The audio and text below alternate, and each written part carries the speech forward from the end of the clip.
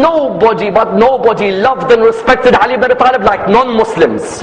His Muslims were killing him, were fighting him. Ali ibn Abi Talib, the Christians and the Jews loved him and mourned him.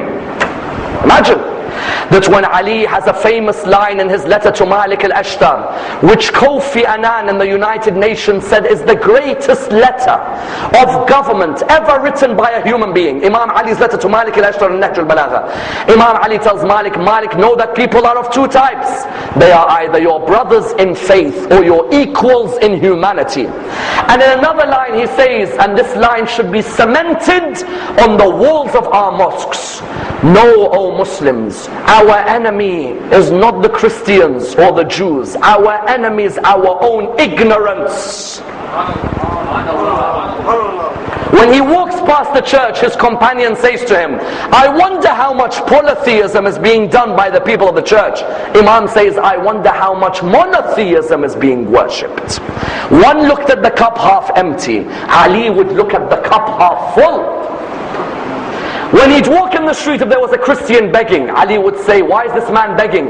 When he was young, we'd look after him because he was working for us. Now he's old, no one looks after him. I will not move from my position until one of you promises to sponsor this Christian. And that Jewish man who cried for Ali when he heard he died, they asked him why. He said, I was walking towards Kufa with a stranger. And I was walking towards my home with this man going towards Kufa. This man was a stranger. We started talking. I told him I'm Jewish. He said he is Muslim. We kept on talking and talking. Today Muslims, as soon as they see someone Jewish, they generalize that all the Jewish people are wrong. All the Jewish people are bad. Whereas I tell you, sometimes you may find a Jewish person that's got more humility than some of our own people. He says, I was talking with him. I said, I'm Jewish, he's Muslim. We're talking and talking and talking, and I remembered in the beginning of the conversation, he said, I'm going to Kufa. But now we had gone past Kufa, going towards my house. So I turned around to him, I said, oh man, you said you're going to Kufa. Why are you still walking with me? He said, because in Islam we have been taught that the right of the person who travels with us is that we do not leave them until they give us permission. You never gave me permission. So I kept on walking to your house. He said, go ahead, I give you permission. Today I have learnt about your religion through your morals. The narration states that that Jewish man, as Ali left, his Jewish friend came up to him. He said, how did you form a relationship with him? He said, what do you mean?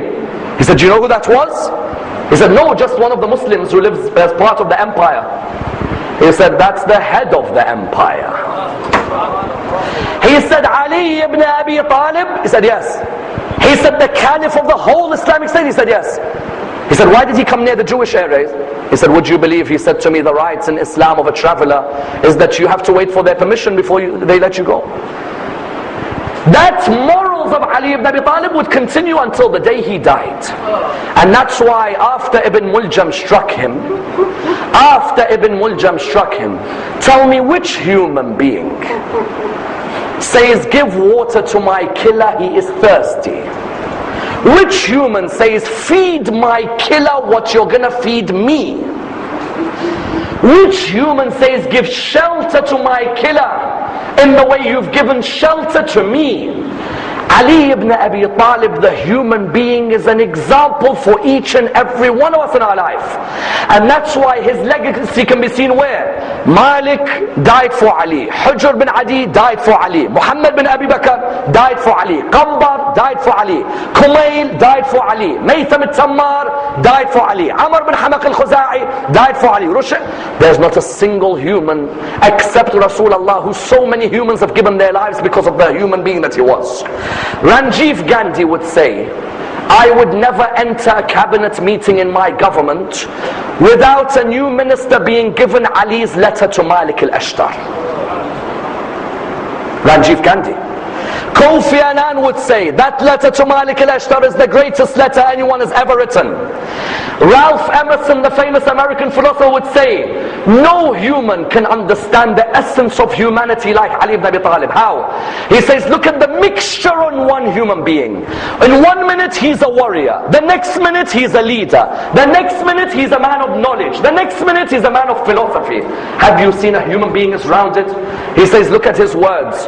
Which human says, oh mankind, you came from a drop of semen and you leave as a piece of dust. You don't know when you came and you don't know when you're going. So why do you walk around like you know everything? He says, which human would say, mankind, know yourself, then you'll know your Lord? He says, which human would look at the peacock and say, the peacock is the clearest sign of an arrogant creation which is insecure? Because a peacock makes you look at its feathers because it's insecure about its skinny legs. Which human being has understood the essence of worship that he says, God, I do not worship you because of my fear of hell, because that's the worship of a slave. And I don't worship you because of my love of heaven, because that's the worship of a businessman. I worship you because you are worthy of worship. That's the worship of a free man. Look at du'as like Kumayl, like Mashlul, from the tongue of Ali ibn Abi Talib. And that's why a fitting line is the line of the Sikh poet, Kinnaur Singh, who says, oh Ali, you belong to every faith, every age and all people. We'll never let anyone take your honor, and we'll never let anyone claim you as your own, because Ali ibn Abi Talib belongs to every human being. We pray to Allah subhanahu wa ta'ala to raise us with Ali ibn Abi Talib, and to allow us to be amongst his companions and those who follow his message. Allow us to receive his intercession in this world and the hereafter.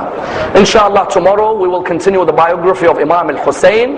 For as you know, Imam al-Hassan will be on the last night of the Majalis in his Wilada. Tomorrow will be the biography of Imam al-Hussein. Wassalamu alaikum wa rahmatullah wa barakatuh.